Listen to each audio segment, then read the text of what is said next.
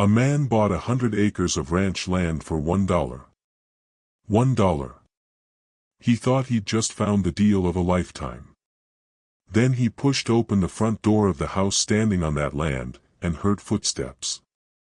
Someone was already living there. Someone who'd been hiding inside for 3 years. And before that same day was over, he'd have a gun pressed against his skull because of it.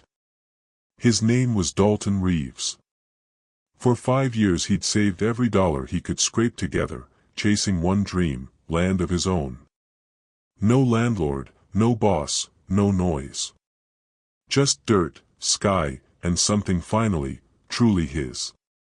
So when a rundown 100-acre ranch came up for sale at a price that made him laugh out loud, $1, he didn't ask many questions. He just signed the papers. The seller was a nervous man named Silas Whitlock, who wouldn't quite meet Dalton's eyes when he said the place had been empty for years. "Nobody's out there," Silas told him. "You'll have the whole place to yourself." Dalton drove out that same afternoon. The fence line stretched on forever, sagging and sun-bleached, and the old house sat far off in the distance like it was waiting for something. It took him 3 hours just to walk the property, imagining what he'd build, where he'd plant, how quiet his life was about to become. Then he walked up to the front door, pushed it open, and heard footsteps. Upstairs. Soft ones. Careful ones. The kind of footsteps someone makes when they're trying very hard not to be heard. Dalton froze with his hand still on the door. This house was supposed to be empty. That's what he'd paid for. That's what he'd been promised. But someone was up there, moving quiet as a shadow. Every instinct told him to back out slowly. Instead, he stayed. And a moment later, a young woman appeared at the top of the stairs. Dark hair falling loose around her shoulders. A plain dress that had seen better years. But what struck him wasn't how she looked. It was how she reacted. She didn't scream. She didn't run. She just looked down at him with an expression that was almost tired, like she'd been waiting for this exact moment to arrive, and some small part of her was relieved it finally had. "You must be the new owner," she said, calm as anything. "I'm Wren Callahan. I've been taking care of this place." Taking care of it for who? And why hadn't Silas said a single word about her? Dalton studied her face, looking for a crack, a lie, anything. But all he found was a quiet, steady strength. "The man who sold me this land didn't mention anybody living here," he said. Wren came down the stairs slow and steady. "Silas Whitlock doesn't know everything about this land," she said. "There's more to this place than what's written on any piece of paper." She walked to the window and pulled back a faded curtain, and the ranch stretched out gold and endless behind her. "I've been here 3 years. This place saved me when I had nowhere else to go. I fixed the roof, cleared the well, mended every fence you just walked past. I suppose you could say we've been taking care of each other." Dalton felt his whole plan, 5 years of saving, 5 years of picturing this exact moment, start to wobble under his feet. Why would he sell it that cheap, he finally asked. Something shifted in Wren's face. Fear, underneath all that calm. "Because he's not the only one who knows I'm here," she said quietly. "And the others aren't coming to talk business." Dalton set his bag down on the table, his mind racing. The afternoon light cut long shadows across the floor. "Who's coming for you?" he asked. She wrapped her arms around herself. "Men who think I took something that belongs to them. Something valuable enough that they've hunted me for 3 years straight." "Did you take it?" She looked him dead in the eye. "I took something, yes. But it was mine long before they ever laid a hand on it. Her father had died in a mining accident. Right after, men showed up at their door with papers claiming he owed them everything he had, the house, the land, the mine, all of it. Forged papers.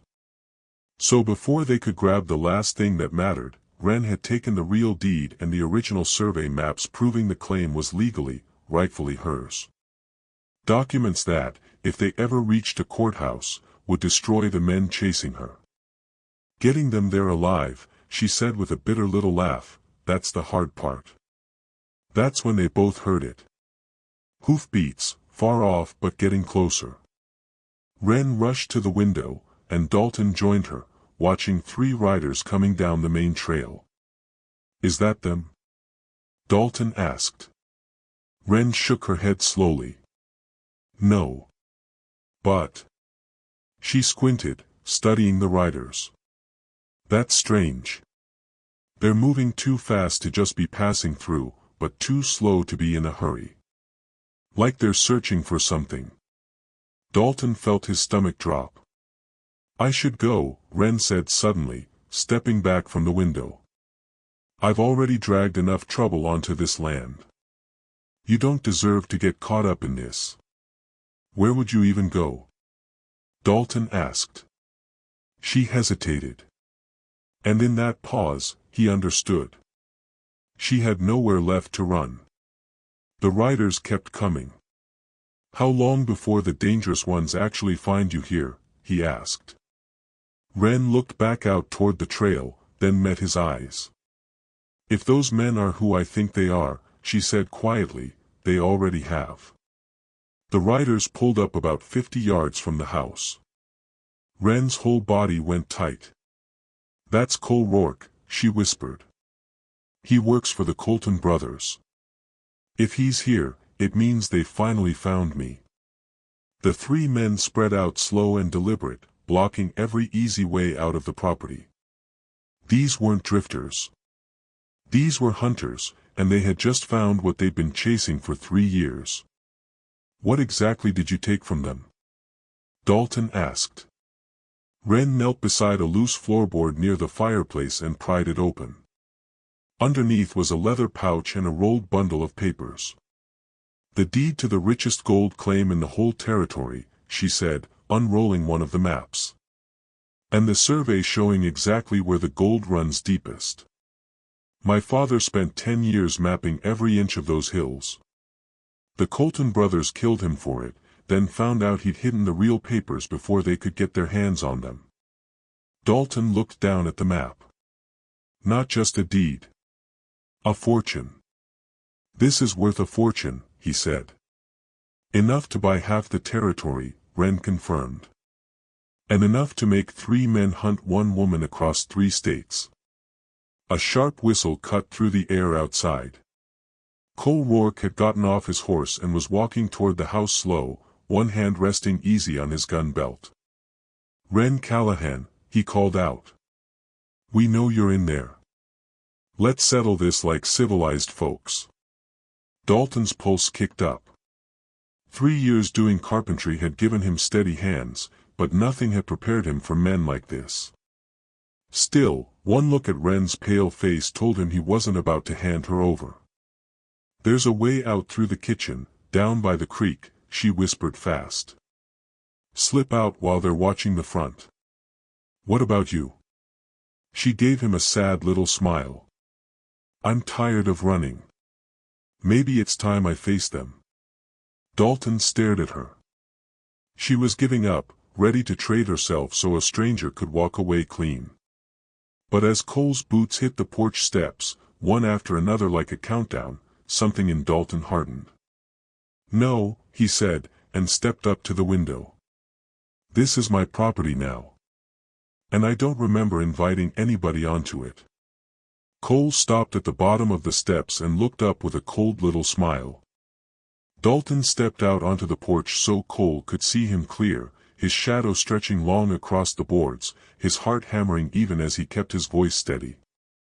This is private property, Dalton called out. You and your friends need to move along. Well now, Cole said, that smile widening without any warmth at all. Looks like the little lady found herself a protector. He took another slow step closer, spurs clinking. Thing is, friend, we're not here for trouble with you. Just need a word with Miss Callahan about some property belonging to our employer. I don't see any legal papers, Dalton said, watching Cole's men quietly position themselves to block every direction. Way I understand it, everything on this ranch belongs to me now. Cole let out a dry laugh. Legal papers. That's a good one. He nodded toward the house. Way we figure it, that woman's been squatting on this land for years, probably going through things that don't belong to her. Inside, Dalton could hear Wren moving quietly, hiding those documents somewhere better than a floorboard. He needed to buy her time. But Cole was already losing patience. Tell you what, Cole said, his hand resting openly on his gun now. Why don't you call her out here so we can talk this through? No need for anybody to get hurt over a little misunderstanding. Sweat gathered at the back of Dalton's neck. 3 against 1 wasn't a fight any sane man would pick. But looking into Cole's cold, flat eyes, Dalton understood, these men weren't here to negotiate. They were here to take what they wanted. She's not here, Dalton lied. Cole's face darkened. Interesting. Because my friend over there with the sharp eyes swears he saw 2 people in that window not 5 minutes ago. He nodded at one of the mounted men. Tuck's got a talent for noticing things others miss. Tuck tipped his hat with a mocking grin, rifle resting easy across his saddle but ready in an instant. Could have been shadows, Dalton offered. Old houses play tricks with light. Could be, Cole agreed, though his tone said he believed none of it. Or maybe you're protecting someone who's cost my employer a whole lot of money. That kind of loyalty, that makes a man wonder how deep you're already in this. Behind him, the softest creak of a floorboard. Wren was still moving inside. Time's running thin, Cole said, pulling out a pocket watch and clicking it shut. My patience wears out fast when folks aren't being straight with me.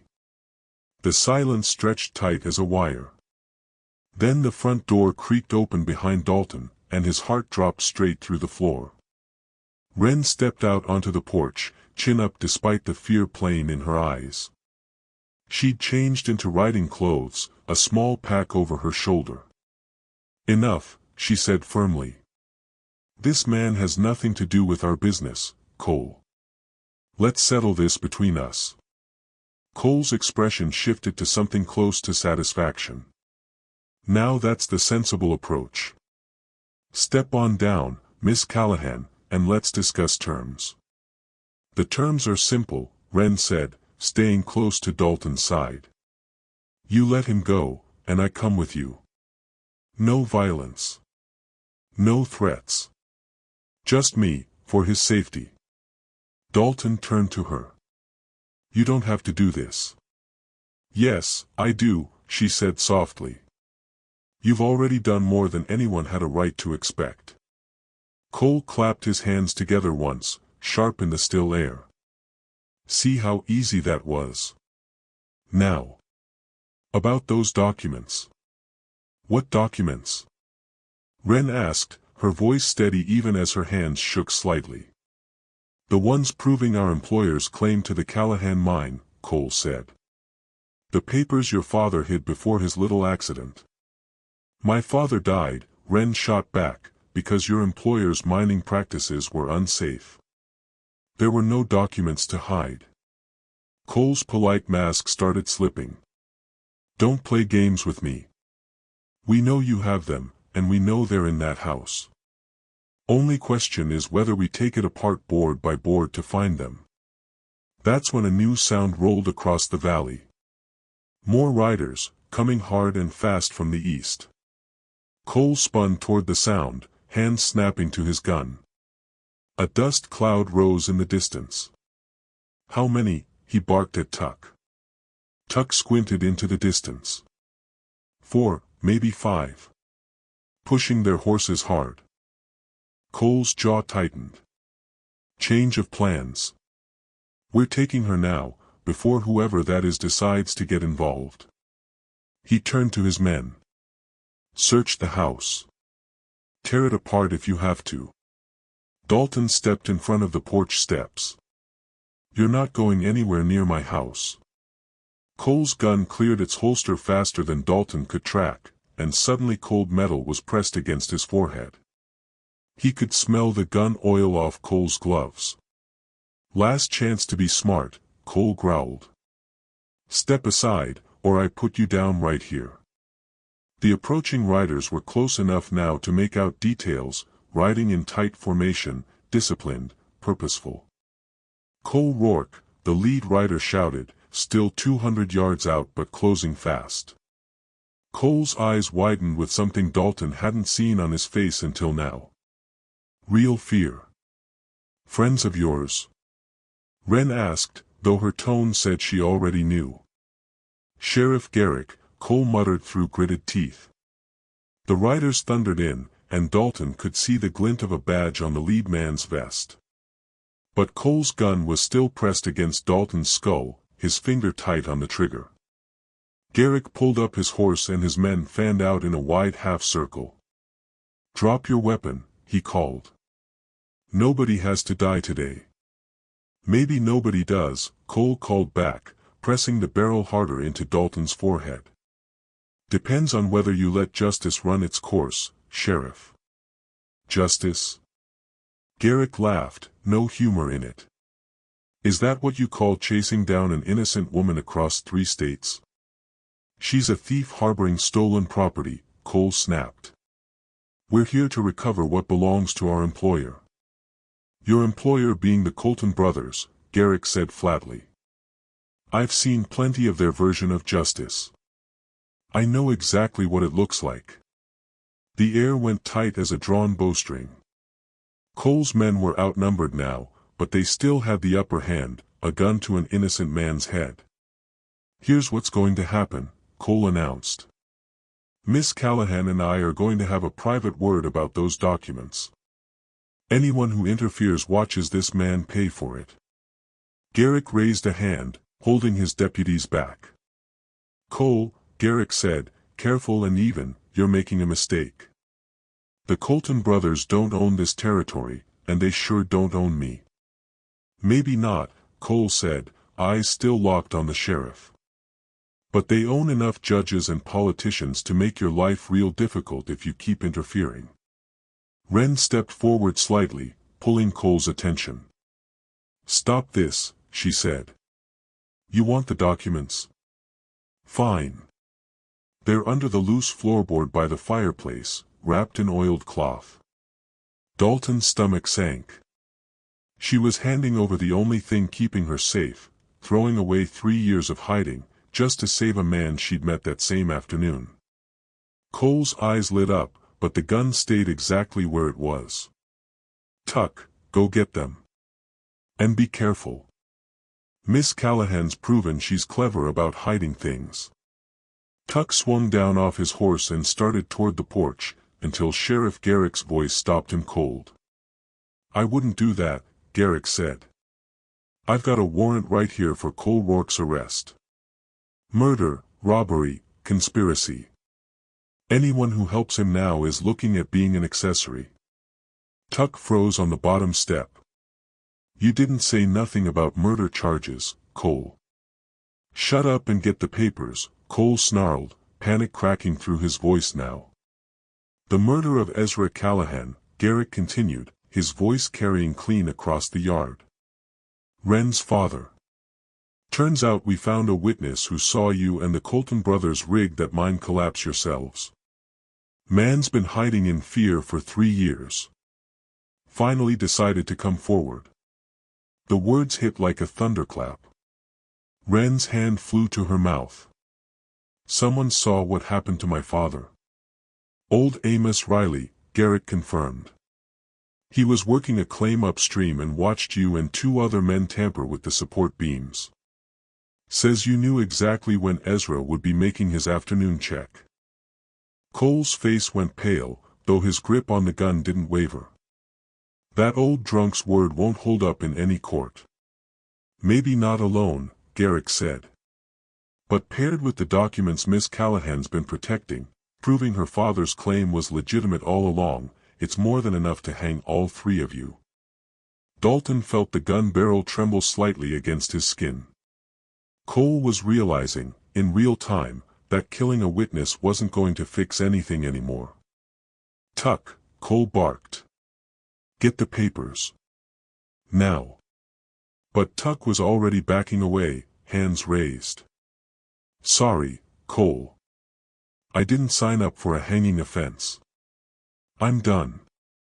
The third rider spurred his horse and bolted for the tree line without a word. Cole stood there alone now, outnumbered, staring down charges that would put a rope around his neck. His breathing turned quick and shallow. "This isn't over," he muttered, then louder, "even if you take me in, the Coltons will never stop hunting her. Those documents are worth too much." "Maybe," Garrick said, dismounting slow, stepping closer. "But that's tomorrow's problem. Today's problem is you putting that gun down before somebody gets hurt." Cole's hand started shaking. And Dalton realized, with a jolt of fear, that this man was about to do something that would get them all killed. It happened fast. Cole shoved Dalton away and swung his gun toward the sheriff, but the sudden movement threw him off balance. Dalton dove sideways off the porch as the first shot cracked through the air. Garrick's deputies answered with 2 shots of their own, and Cole crumpled to the ground, his weapon spinning uselessly into the dirt. The whole thing was over in seconds, leaving nothing behind but the smell of gunpowder and a ringing silence. "Everyone all right?" Garrick called, weapon still trained on Cole's motionless body. Dalton pulled himself up from behind a wooden crate, bruised but breathing. Wren rushed down from the porch, pale but steady on her feet. "I'm fine," she said, then looked down at Cole. "Is he dead?" One of the deputies checked and nodded. "Caught him square in the chest." Garrick holstered his weapon and turned to Wren with something like genuine sympathy. "Miss Callahan, I'm sorry it took this long to get you justice. If you're willing to testify, hand over those documents, we can finally put the Colton brothers exactly where they belong." Wren wiped tears from her eyes and nodded. "I've been waiting 3 years for someone who would actually listen." She glanced at Dalton. "The documents are in the house. Everything my father recorded about the mine, including proof the Coltons forged the papers claiming ownership." A couple hours later, after statements were taken and evidence collected, Sheriff Garrick and his men rode off with Cole's body and a promise to return within the week to escort Wren safely to the courthouse. The sun was sinking behind the hills, painting the sky orange and purple, and Dalton and Wren stood together on the porch, watching the dust settle behind the departing riders. The silence between them felt different now. Lighter. No more secrets hanging in the air, no more threats waiting around the corner. "So," Dalton said finally, "I guess you'll be leaving, once everything's settled." Wren looked over at him, a small smile tugging at the corner of her mouth. "And go where? I've kept this place running for 3 years. Seems a shame to walk away from it now." "It's my ranch now," he pointed out, though there wasn't a hint of challenge in it. "True," she agreed. "But you bought it for $1, and it came with someone who already knows how to run it." She looked out over the grassland fading into evening light. "This place is big enough for 2 people who don't mind hard work." Dalton thought about the lonely years he'd spent saving every penny, picturing himself building something entirely alone. But standing there with Wren, watching the last light disappear over land they now shared, some things just felt better built with someone beside you. "Partners?" he asked, holding out his hand. "Partners," she said, and shook it firm. As the first stars came out overhead, they walked back inside together, ready to start building a life that $1 and one dangerous afternoon had somehow made possible.